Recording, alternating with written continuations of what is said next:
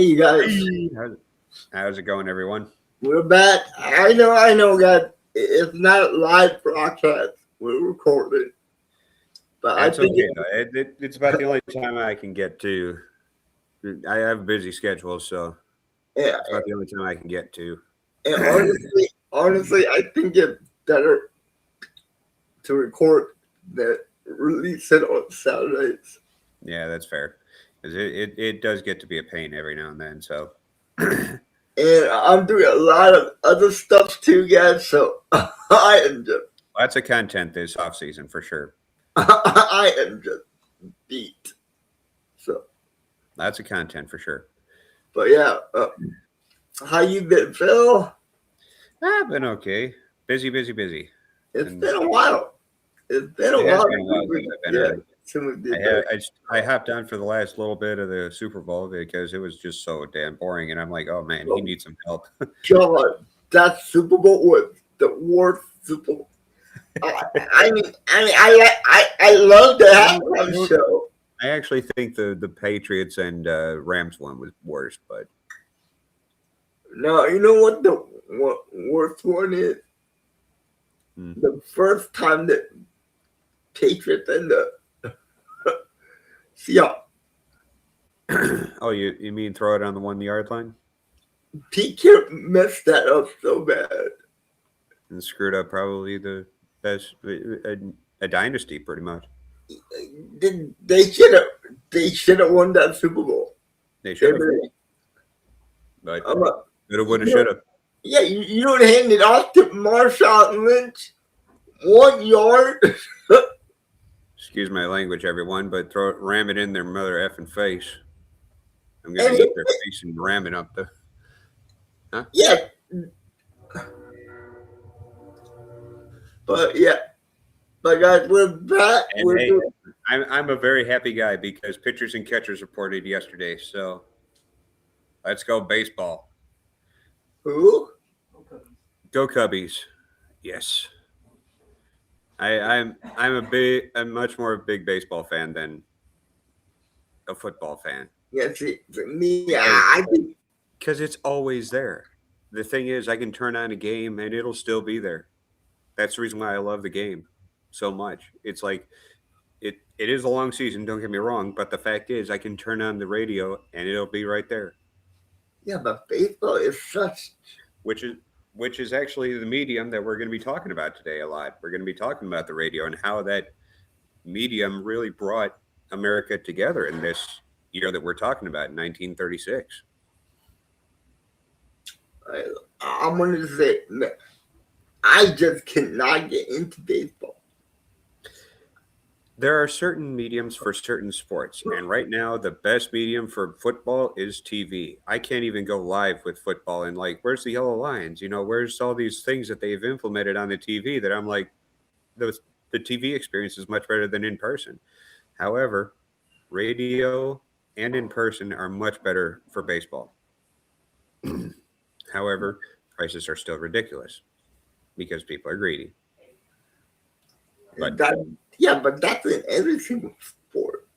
That's in every sport. But thankfully, baseball does have a lot of independent and minor league teams. So yeah.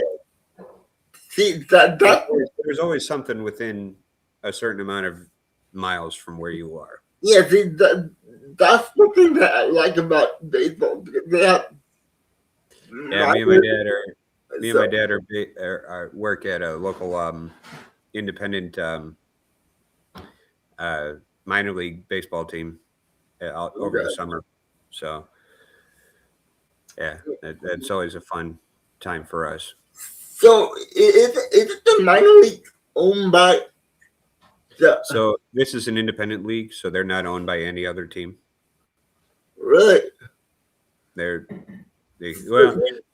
ownership group is associated with the Texas Rangers, but none of the players get to go to the Texas Rangers organization. So they can't get called up? No, it's not a call up. No. Really? They've actually gotten better as an independent league than they were being compensated for by an actual organization. They're actually making more money now. The players and everyone in the organization are making more money now than they were associated with an MLB team. But I'm sure the players would love to get a chance to. Most of these guys are permanent minor leaguers. They're good enough to put on a good show. They're not good enough to be called up and stuff like that. If they do, there's always scouts scouting every single ballpark in America. Every single team has scouts everywhere. Same with going to colleges and stuff like that, you know. Okay. Yeah, like back in the day. Back in the day, the NFL had something like the minors. It was called the European League, where yeah, that didn't work out that well. Well, I liked it. I loved it.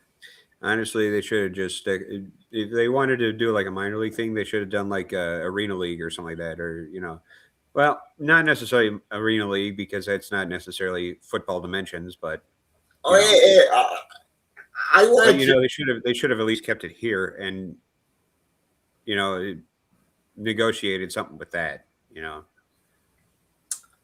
But yeah, so what's interesting though is I was actually listening to some old time radio programs this past week. Not necessarily from 36, it's just from like 51 or something like that. But it's remarkable to hear how cheap baseball tickets were. Because I'm listening to one of my favorite old time radio programs called Sergeant Preston of the Yukon. And they're sponsored by Quaker. Mm-hmm. Quaker oats and puffed wheat, puffed rice, and all that. And on every box of Quaker Oats, you can get 2 tickets to a baseball game, a Major League Baseball game, with a paying adult. You bring a paying adult, you get 2 tickets to a Major League Baseball game. Nice. In a cereal box.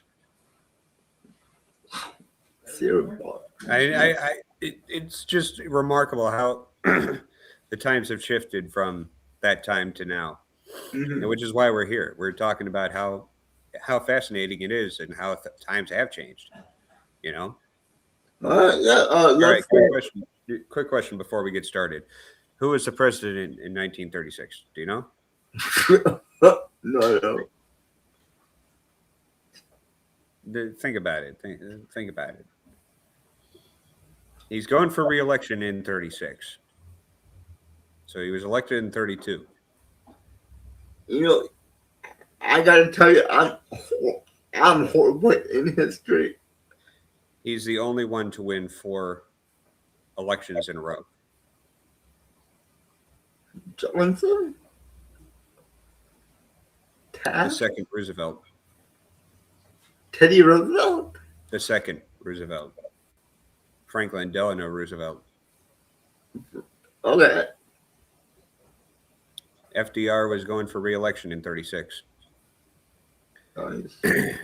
And part of what made him so popular, not only was in in his first term, he enacted what he called the New Deal. And a lot of what the New Deal was basically take people out of the private sector, basically the billionaires, take people out from control of the billionaires and put them into work for the government. So you have things like the Civilian Conservation Corps, the Job Corps, a lot of these social networks that actually provided necessary in the 1930s, a lot of America was still running under gas power and you know, like very antiquated ways of living their lives. Like they still had ice boxes, ice routes and stuff like that. They didn't have electricity in many rural communities. And FDR made that possible to bring the electrical grid to the rural communities. And that was part of the New Deal as well, was to basically centralize America. Mm-hmm. you know, and bring America to the modern era. Yeah. I mean, this particular election season in 1936, there was absolutely no competition. It's actually still the largest landslide of any presidential, Congress, or anything in history. Oh. Because FDR got 80% of the popular vote, and Congress and the Senate both got 80% of Democratic seats. It's the largest landslide in election history because he was delivering what he said he would. Mm-hmm. And people could actually see a light out at the end of the tunnel. Okay. Yeah, not like now. We're still in the throes of the Great Depression in 1936. Okay, it's not getting better. Okay, but people could see a turnaround. You know, things look better. Mostly also because, and this is one thing that I encourage any elected politician to do. Okay, go on. Nowadays we have social media and stuff like that, but what FDR was doing, he was having weekly or nightly, I'm not sure which, chats with the people. He would just go ahead and basically like a concerned grandfather talking about, well, this is what we're doing and what are your concerns? You know, just talking to people on the radio. Oh, It's on the radio. Okay. Well, he called it the fireside chats. It's basically like a concerned grandpa talking about what he's concerned about and also hearing your concerns as well, and basically having a good conversation like that. It's a way to connect people. And that's one thing I encourage everyone to do. It's social media with whatever means necessary. You know, if it's sure you'll see some presidential address on the TV or whatever, but have some sort of media outlet where you can talk to the people. You can talk to them in a concerned way that says you are concerned for them. I'm not concerned about the billionaires. I'm not concerned about the elites. I'm concerned about you. And Yeah, that's what FDR was doing. Even though he was an elite himself, okay? He admits it. I was not born of elite of poor status. I come from a privileged family. But I also understand the work that the people that work for me do. yeah, but see, And that's the reason why he did a lot of things to promote unions, to limit yeah, the billionaires' power. but the difference between that president and the president that we have now, Mm-hmm. the president we have now, he doesn't want to talk to the people. No, because frankly, if you're not in his circles, why would he care about you? Yeah, see, but back then, Well, but let me give you a good example. Two good examples of good political leaders, I think, today. Tim Walz of Minnesota. He's a good governor. He's a very down to earth person. He talks plainly. But another one that may be more like what FDR is my personal governor, J.B. Pritzker in Illinois. Let me just point this out. He's it. Hang on a second.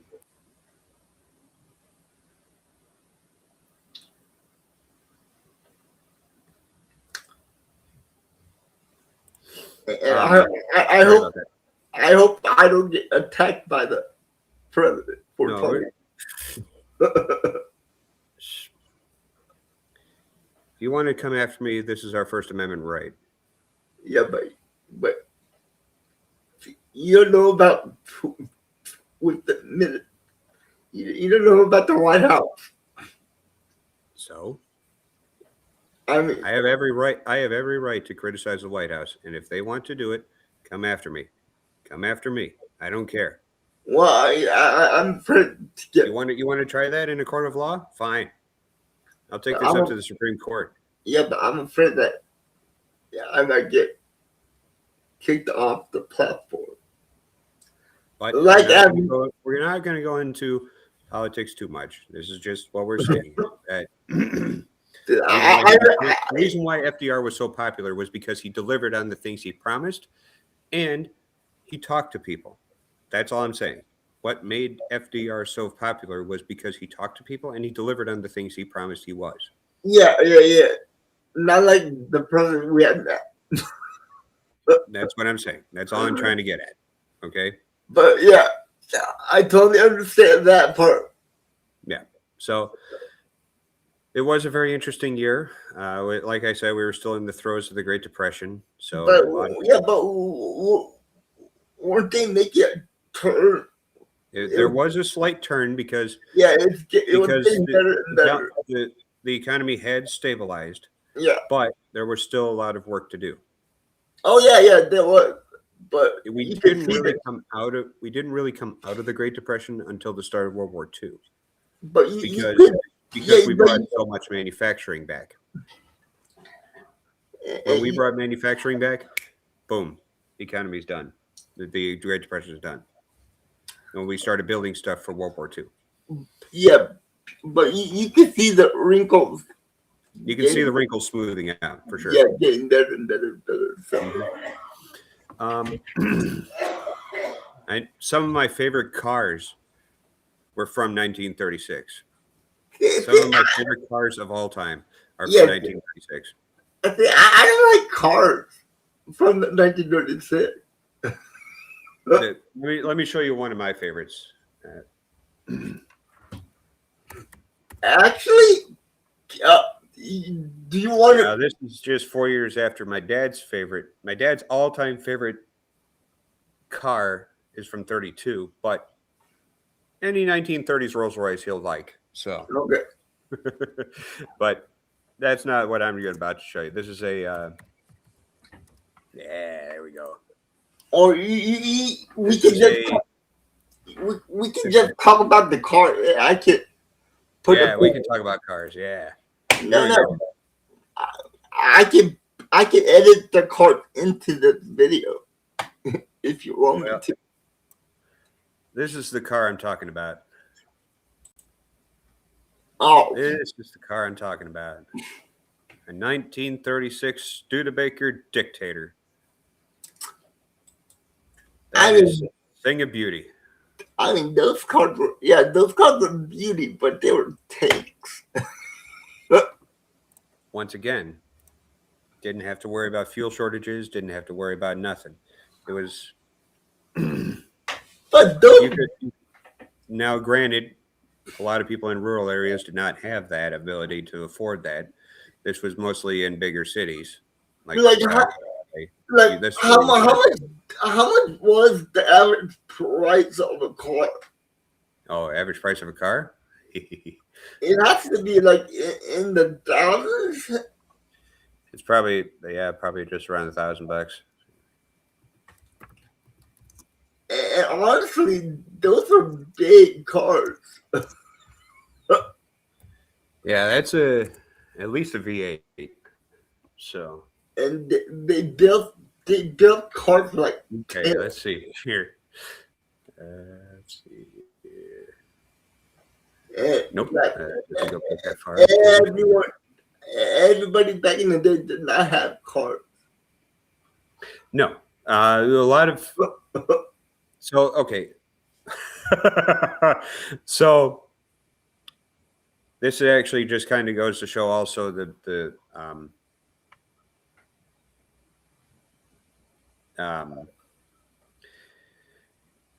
this goes to show how bad the economy was at the time still. There was still some smoothing out to do, but a brand new Ford car in 1936 was $600. A brand new Ford.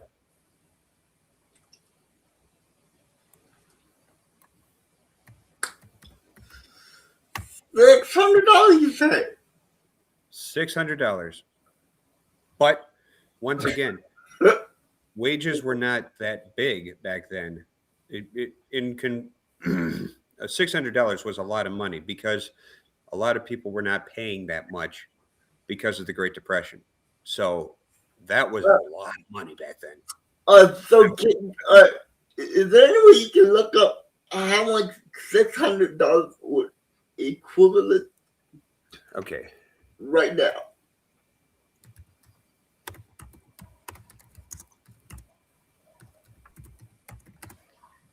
Right now, okay, let's go ahead and look on. Okay, here we go. Let's see here. 1936.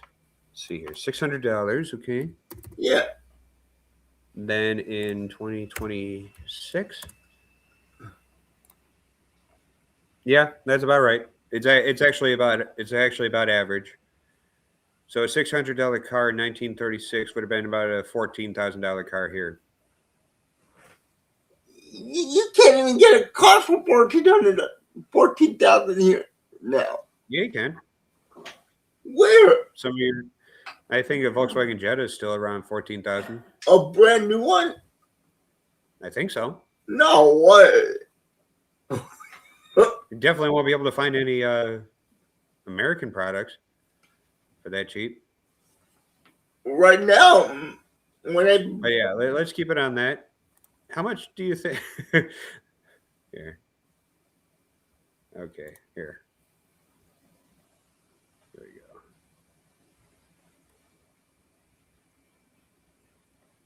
All right.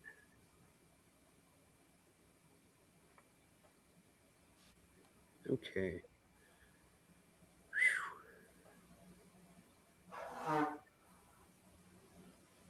But yeah. Damn. So yeah, average price was about $600 for a Ford. Let's see here. Average. But if you want to get a decent car right now, it's going to cost you. It's going to cost you at least $25,000 right now. More than that, car prices. Well, I'm talking adjusted for the tariffs and all that. Yeah, it's insane how much. But then again, we are also having bigger and wider cars as well. Now, yes, the Studebaker Dictator was $14,000, and that's a lot of money. But would you be able to find a V8 car for $14,000 today? No, you would never be able to find that. I think the cheapest V8 vehicle you can find is an F-150, a baseline model, and that's going to be right around $30,000. And you know how much I paid for my V8 Hemi Dodge? What? I know that. 30. I think it was about 36 with all the taxes. Yeah, and now I'm just curious about this. I am curious about this. Man. What? Man, people, you just don't know. You just don't know how much it is. And like I always say, I wish I had a time machine. Sorry, take all the money that I have right now. Yeah, I know. You'll be able to look at it and go, use modern day. But you remember income and buy everything at that time. Yeah, but do you remember the scene in Back to the Future Part 3 where Doc hide the car in a cave somewhere, and when Marty went to the past? Yeah. I wish I could do that. Take all the money I have now, go back there, buy all the cars. and hide it in a storage and come back to my time and go to that storage and the cards will be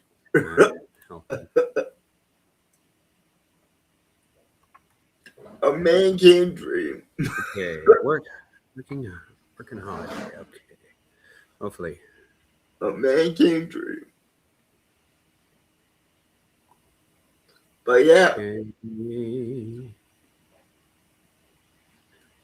I'm just trying to find the average price of a house in 36. Probably 7, 9, 10.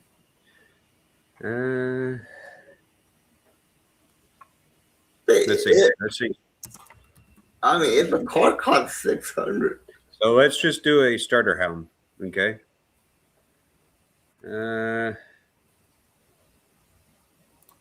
Okay. Yeah, for a regular person, we don't need no big ass mansion.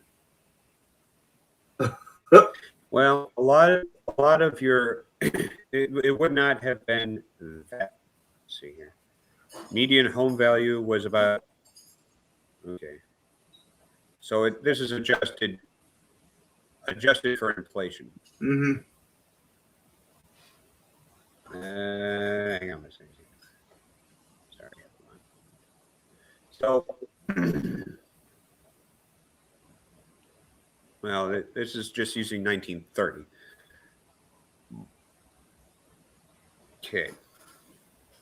A house in 1930 was around $6,000, maybe around $195,000 today, which is the low end today. But how big is the house? But that would be like a 2-bed, 1-bath. Okay, that'd be like a starter home. Okay. What?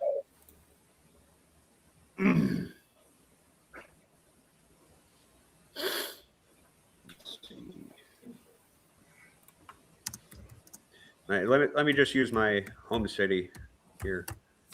Oh yeah, take your time. Yeah, let me go ahead and find. In the meanwhile, he's trying to find it, guys. Yeah, I'm just because they don't give exact numbers here. It's just like, well, we have estimates, but it's like there should be estimates here. How much was a Sears home in?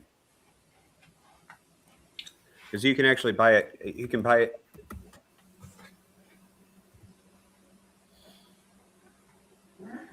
So I know a lot of houses, at least just outside of the city of Chicago. Here.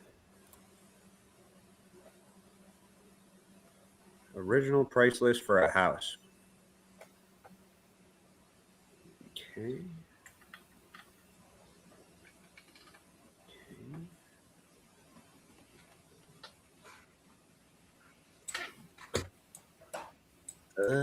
What's that say? Sorry. I'm just sorry, it just looks.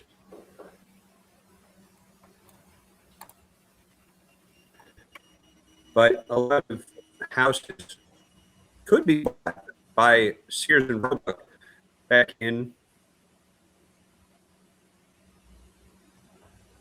the Sears catalog. Okay. In the Sears catalog, you could actually buy a home for probably around $6,000, which is a very small, modest living house. It's very nice, and a lot of houses, at least at that time, built outside the city of Chicago, were from Sears. So a lot of your older stuff around where I'm at here, west of the city, are probably Sears. Oh, really? There's still a few out here. Wait. No, I know that. You guys still have, what's up? You guys still have Sears out there? No, Sears at least has limited. Yeah, I used to have one. Yeah, I used to have one here, but man. I think they're still around, but they have not. They're not doing as good as. Yeah, dude. I remember when I was a teenager. I got a job interview with Sears. But in Chicago, any true Chicagoan will tell you that the tallest building in Chicago is still the Sears Tower. No matter who you're from, it's not the Willis Tower; it's the Sears Tower, because Sears was the original property owner of that tower. It's still the Sears Tower to any true Chicagoan. It's much like, I forget what the White Sox play at now, but everyone will still say it's Comiskey Park because it still has the same address. Yeah. It's like Wrigley Field. They're the Wrigley Building. You don't change it just because a new owner has it, you know. But I mean, let's see. I'm just curious about this because at the time, railroads were experimenting with different ways of getting people attracted to rail travel again. And one of the ways they did that was what they call streamlining or streamliners. And what these were very luxurious looking, but very reasonably priced rail travel options for people between, say, these were very basically high-speed rail options for people from, I'll give you a good example here, from Chicago to Denver, stopping at Omaha and places along the way. Yeah. From Chicago to Denver was a great way to get there. You know, one overnight stay will get you into Denver by midday the next day. You know, it's, how long was it? 17 hours about average from Chicago to Denver? About 17 hours? Steam locomotive? Yeah. Yeah, 17 hours. Way to travel that. But again, we didn't have good planes at that time too. So air travel is extremely expensive. Yes. And it was very limited as well because of how it was very limited because of the travel times, how long a plane can be in the air. So yes. But this was a way of basically getting people enticed to travel by rail. And it worked. It worked for what, about good 20 years at least. And one of the big things that came out 2 years prior to 1936, we actually still have the original locomotive, or the original set of locomotive and cars in the bottom of one of our museums here in Chicago. Okay. I'll give you a picture of that right now. If you want any details on that, If you want to do a separate episode about rail travel in the United States, we can have my dad on as well. I'm more than just a little bit qualified. Honestly, I only been on the train about 2 times. Well, but it was here's what it looks like. But it was This is actually what the exhibit looks like in the Museum of Science and Industry in. This is what it looks like in the museum as well. So this is the original one engine. This is the engine right here, and 3 cars. Oh man, So the engine stops right here. This is the baggage and what, dining for the original Pioneer Zephyr. It was a baggage.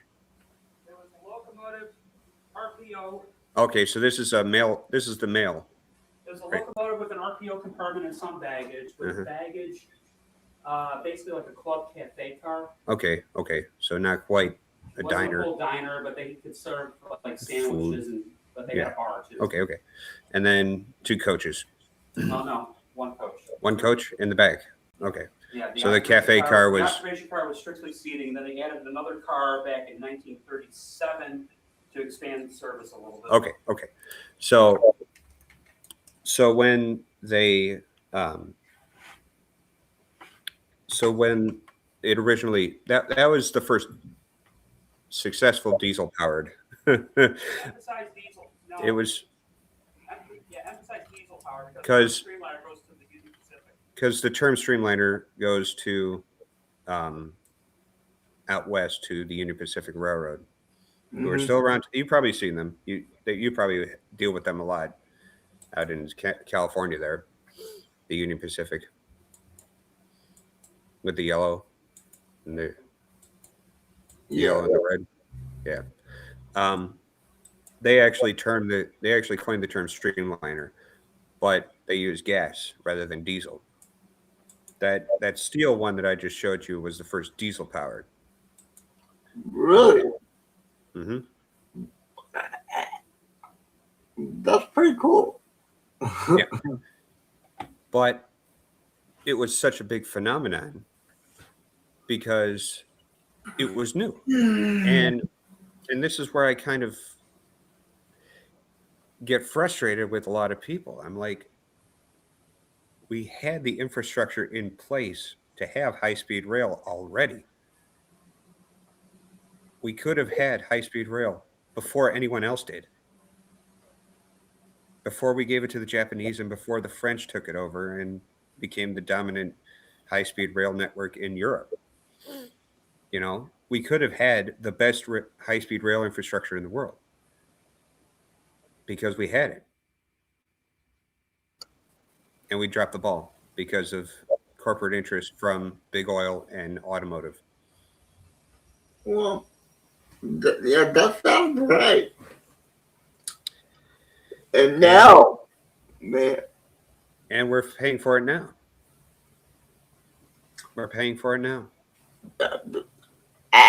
Me personally, I haven't been on a train in the United States. So, average flight time is around what? To where? How long does it take to get to LA from? From where I am? Mm-hmm. From San Francisco to LA, that's about what? Yeah, hour and a half? By No, by plane. An hour.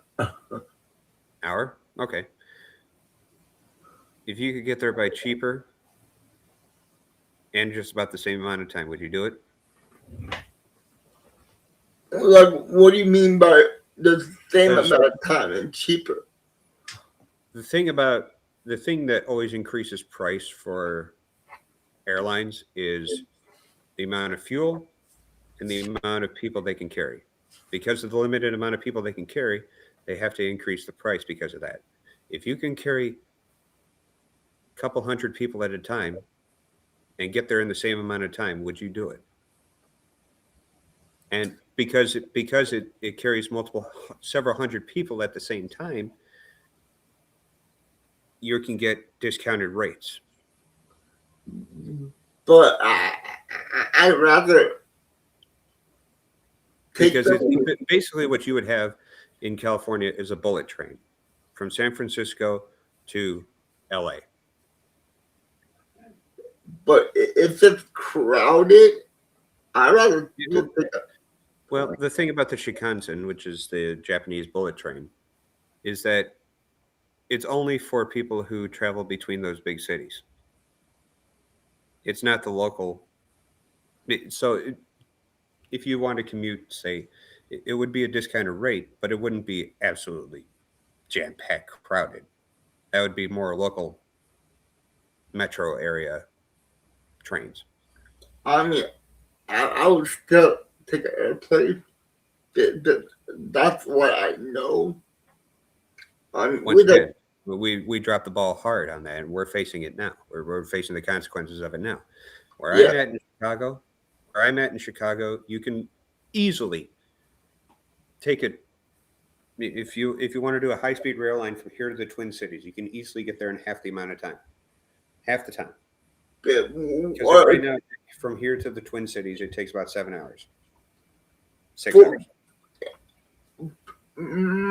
My experience on a bullet train was in South Korea. Mm-hmm. 1 year, I took the bus from the airport to where my cousin lives, and it took me about 5 hours by bus.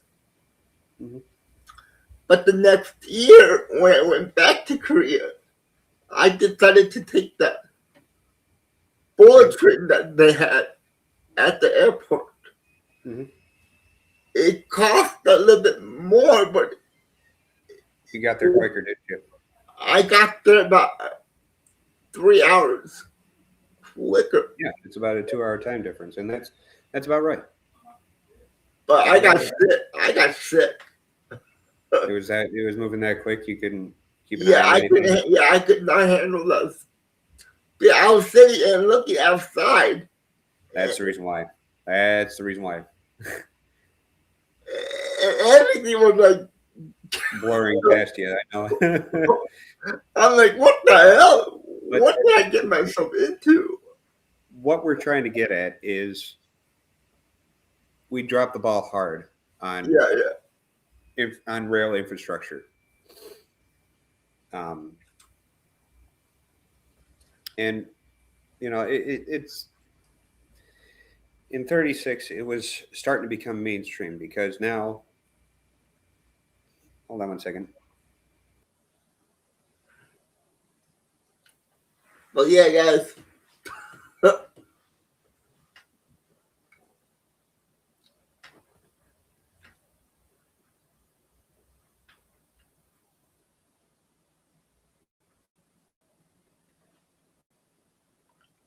I mean, yeah, that in Asian countries, the train system in the Asian countries are way better than the train system that we have here in America. Yeah, I'm asking my dad to give me some clarity on this because that one I showed you was built in 34. I believe that same railroad ordered a new train like that in 36. So they were expanding their rail passenger network. But let me ask you a question. Mm-hmm. Do you agree with me? On what? The Asian countries have way better, more train systems than we have here. Here's the sick irony of that. Okay. Here's the sick and cruel irony of that. We gave it to them. Yeah, I know that part, but man. Yeah. We're the ones that gave the Asians the best rail infrastructure in the world and gave them knowledge for it. But they just took it and ran with it. Yeah, they did. And I love. Okay. Mm-hmm. The Twins were designed for the Chicago Twin Cities market. They were ordered in 1934 and delivered in 1935. Okay. So the So that's the Twin Cities efforts, the original. Okay. So there was basically the first Pioneer route was where? Well, the Pioneer. What was that? That was originally just a Burlington route, right? Well, that was usually between like Lincoln and Chicago, right? No, not necessarily. It was mostly out west. Like between Lincoln, Kansas City. Okay. That area. Okay. They didn't really do much with Chicago until the Twin Cities. They didn't come into Chicago that often. Until the Twin Cities came in, and that was direct service. Well, the Pioneer #1 was extremely popular. That's why they added the fourth car on. Yeah, it was very, very popular. But it later wound up in service west of the Mississippi before it got tired. Okay. cities was between Chicago and Minneapolis, St. Paul. Okay. There were two trains identical. Yep. Hence the name. Two trains, one starting in Minneapolis, one starting in Chicago, and they would switch. They would make a round trip each day. Mm-hmm. And then they expanded further from there. And because of the success of this Pacific Railroad, the Burlington's Zephyr is what they call it, which is synonymous with the Greek god of the west wind. Because the Greek god of the west wind was Zephyrus. And that the reason why they used that term was because of their slogan, Everywhere West. So it just kind of fit in with their slogan as well as just moving west. But a lot of other railroads came in and because of the success of the Zephyrs, started building stuff of their own.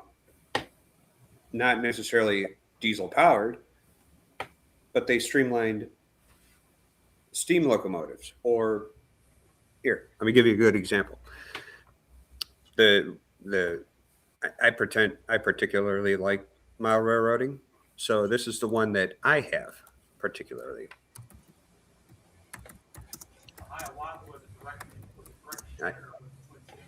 As well as the CNNW as well. So this is a good example of an East Coast. Here. This is the railroad that I particularly like to model. I just like the look of their locomotives and all that. But this is their streamlined steam train that they have. Here. So this is obviously the very nice rounded front of the boiler. That was powered by steam. Yeah, this is steam. This is all steam. Okay. Yep. And the smokestack is actually right here. You can see a little bit of the smokestack right there. Okay. Right behind this heater right here. And obviously you can tell it's steam because of the tender as well. Mm-hmm. But this was my particular railroad's version of streamlining. That's their version of it. And another good one, and a very, very popular one here in the Midwest.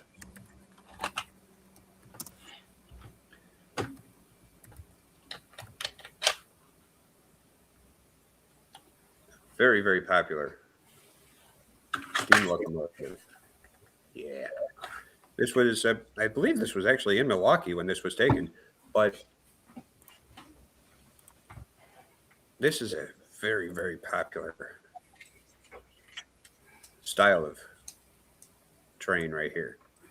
Now, this was the Milwaukee, St. Paul. No, I think I saw. The Milwaukee Road is what the railroad's known as, but this is their version of to compete with that diesel powered one. This is their steam locomotive to compete with that diesel. So a lot of things were changing in 1936. Things for the railroads, things for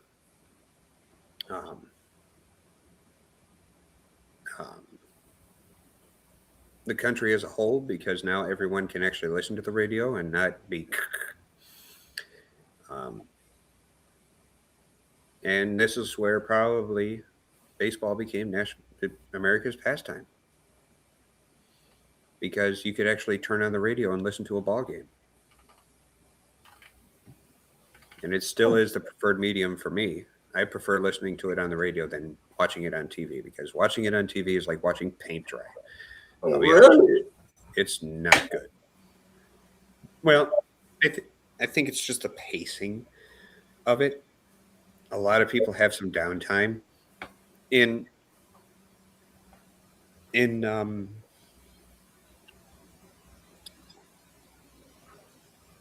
TV, because you can actually see what the announcers are seeing. Yeah. so the announcers don't have to describe everything to you and keep the narrative flowing and stuff like that. That's the reason why I prefer radio, because they always have to keep talking. It's just conversational. And frankly, I grew up with one of the best broadcasters he's now a Hall of Famer, but he's one of the best broadcasters in the history of the game. In Pat Hughes. He's been the voice of the Chicago Cubs since 98. 98. Mm-hmm. Wow. Okay. And he still has the best call in Chicago Cubs history. The Chicago Cubs win the World Series. So you like to listen to it instead of seeing it. Because I like to imagine what's taking place. And if you have a good person on the radio, they can describe what's happening to you in a very vivid way. Yeah, and I can imagine what things are happening. Now, if I want to see it in person, I'll rather just buy a ticket and see it in person. I don't want to watch TV to watch it. But what if your team is playing in a different state and you can't go watch it and you don't want to listen to it either? The problem with my team, the Cubs, is the fact that they actually have their own network now. So I have to pay extra in order to pay for this private subscription that I can actually watch my games. Wait, hold on. You live in Chicago, right? Yeah, and they have their own private network. Why? Broadcast Chicago Cubs games. They should show the Cubs for free in that state. This is the problem with making billionaires decide how. No. I mean, look at the NFL right now. Each state are mandatory to play to put their team on the TV. But even adjacent states as well. Yeah, I understand. And that's how it used to work for baseball. But the regional sports networks are dead. Really? It's now national carriers. Like CBS, ABC. I can barely find anything on ABC now. It used to be on. I mean, the reason why the Cubs became so popular was because of WGN, the superstation in Chicago. You can get it anywhere in the country. Because where I live in California. Yeah, it's the Giants out there. Out where you are. Well, the Giants are about 45 minutes away from where I live. Yeah. But that's a lot closer than the LA Dodgers. Yeah, so they still show all the Giants games on TV. And honestly, the only reason why I listen to it on the radio is because it's free. I don't have to pay anything. I mean, I have cable television, and Fox shows every single 49ers game. It doesn't matter if they're away and playing somewhere else. Yeah, but it's frustrating for sure. But again, my preferred medium is either to actually see it and buy a ticket and see it in person, or listen to it on the radio. For me, it's opposite. If I don't see it, I lose interest in it. And if I hear about it, that's just probably because I've had one of the greatest broadcasters of all time in my ear my entire life. But see, I mean, some of my fondest memories are conversations that, and running jokes that they had in the booth. In specifically, there was one particular stadium that they always had trouble at.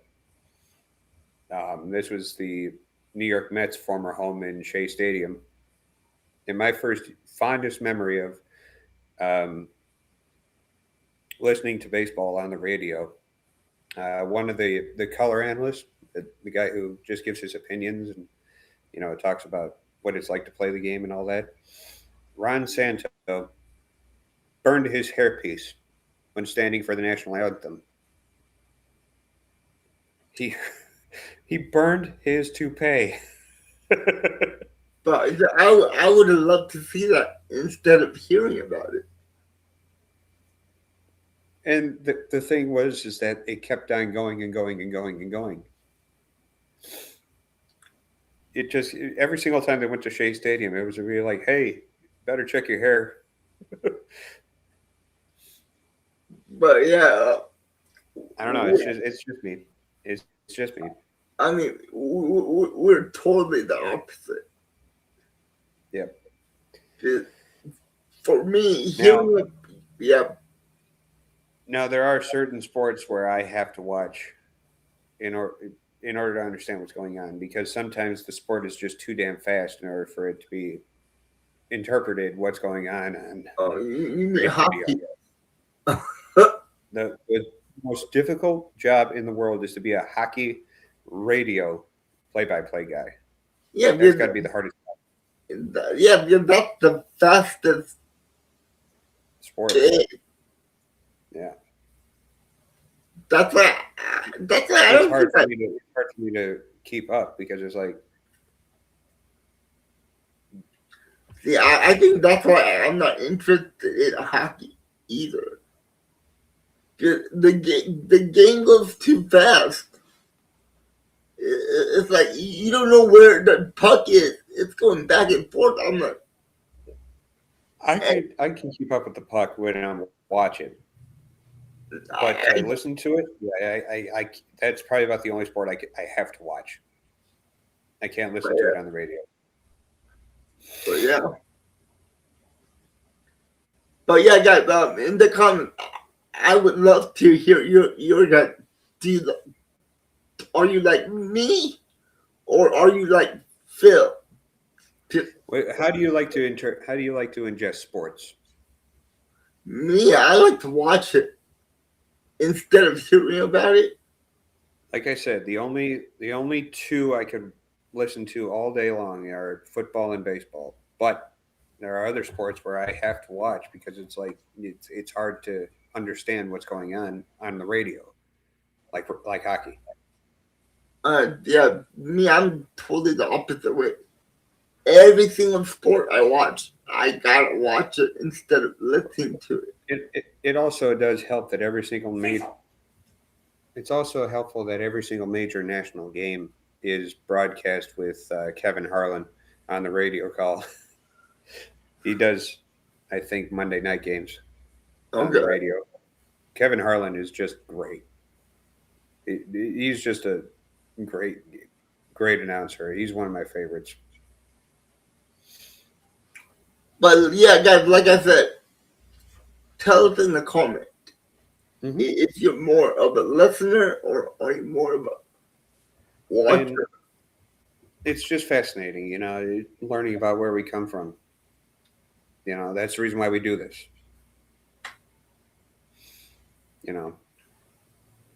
Some things are different. Some things are not. We won't get into some things that are not.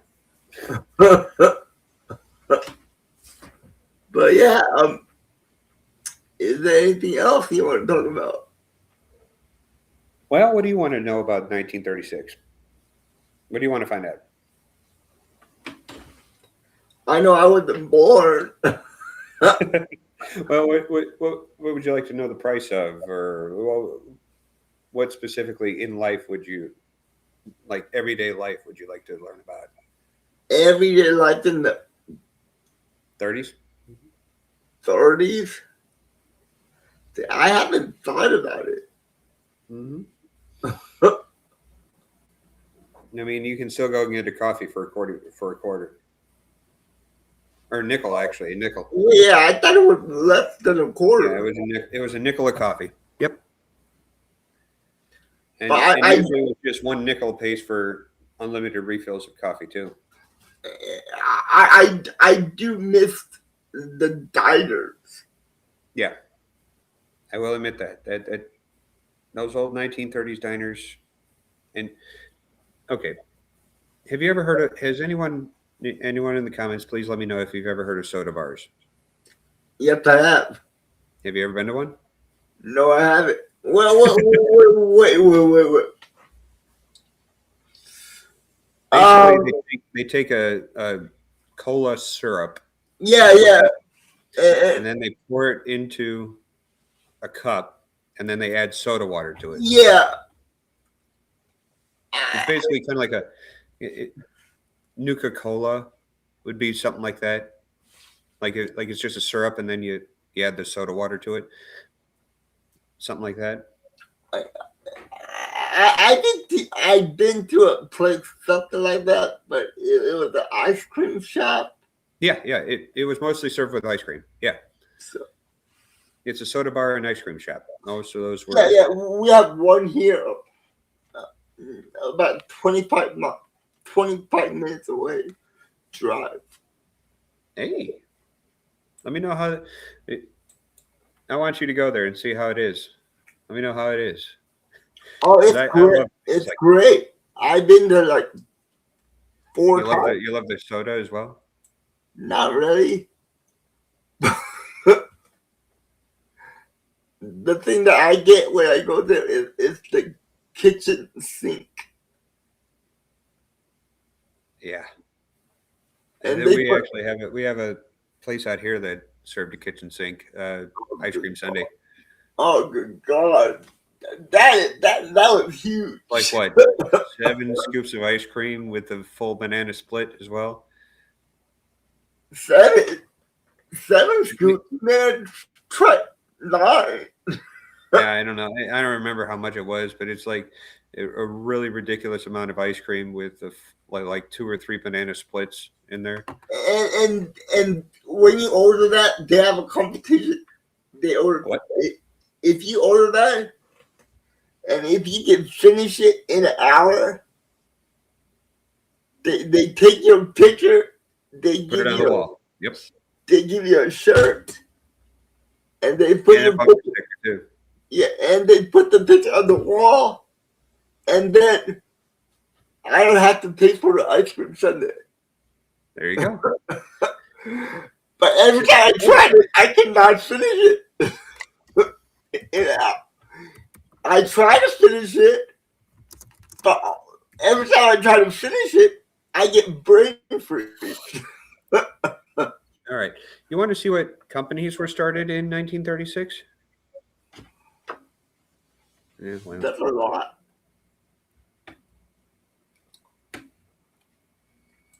Actually, not a lot, actually. Let's see here. American companies. Okay, here we go. Oh, okay. You ever heard of a oh God, what's the something Big Boy restaurant? The burger place? With the big giant. You're the kid? Yeah, holding a burger. The person with the checker? Yeah. Frisch's or Bob's Big Boy or Frisch's Big Boy? Bob's Big Boy. Yep. Yeah. Bob's Big Boy. Okay. Hey, Bob. And anyway, let's see. Yeah, Bob's Big Boy started in 36. Cool. Oh, Boyer. You know Boyer candy? Boyer candy. Boyer candy? You know that one? No. Okay. Well, that also started in really 36. Geico. Oh, I know what Geico is. Yep, we all know Geico. Yep, with the Goya Foods. You know a lot of the popular Mexican like beans and stuff like that. Yeah, Goya Foods started in 36 as well. Oh, nice. Mm-hmm. That's pretty cool. Yeah. Ray-Ban. Wait, hold on. Ray-Bans? Ray-Ban. You mean that sunglass company? Yeah. That started in 1936? Uh-huh. What did they make? Back then. Sunglasses and eyeglass. It's an Italian-owned brand of luxury sunglasses. But they used to wear sunglasses? Yeah, they made sunglasses and eyeglasses all the way back in 1936. Jeez, okay. I know they made sunglasses, not regular glasses, but... Let's see here. I'm curious about this. Okay, I don't know about that one. German company. Oh boy, I'm not sure about this. German company. German. Oh, I drive a German car.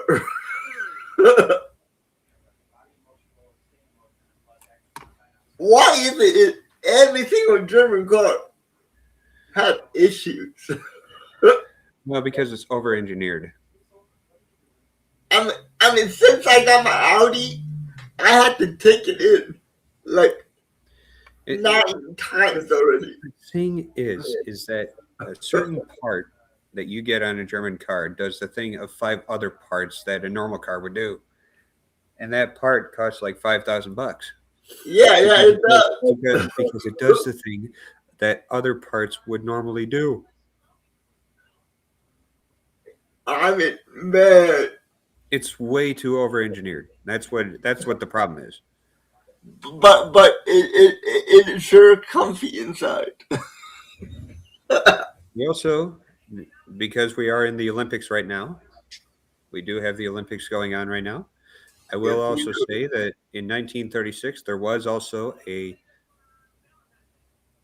Olympics as well, and probably the most infamous, I guess you could say, or famous in terms of the stories created from it.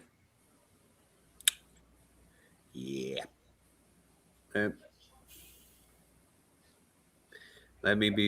This is the Olympics of Jesse Owens in Berlin in 1936,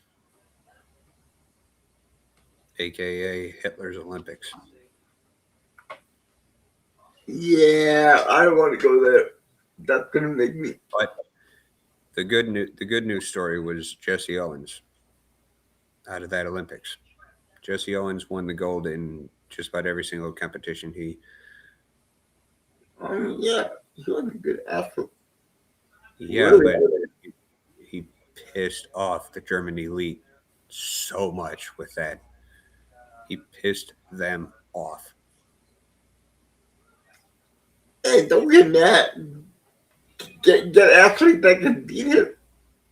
I'm not getting mad. It was the German elites that got mad. No, I'm talking about that. The other one that he said was the mustache man said that he would shake the hands of every single gold medalist. Not Jesse Owens. Not Jesse Owens. Yeah, that's a lie. Yeah, that's a lie. So yeah. Yep. So that was the last Olympics before 1948. They stopped 2 Olympics. Obviously, because there was a World War going on. So yeah, that was. But yeah.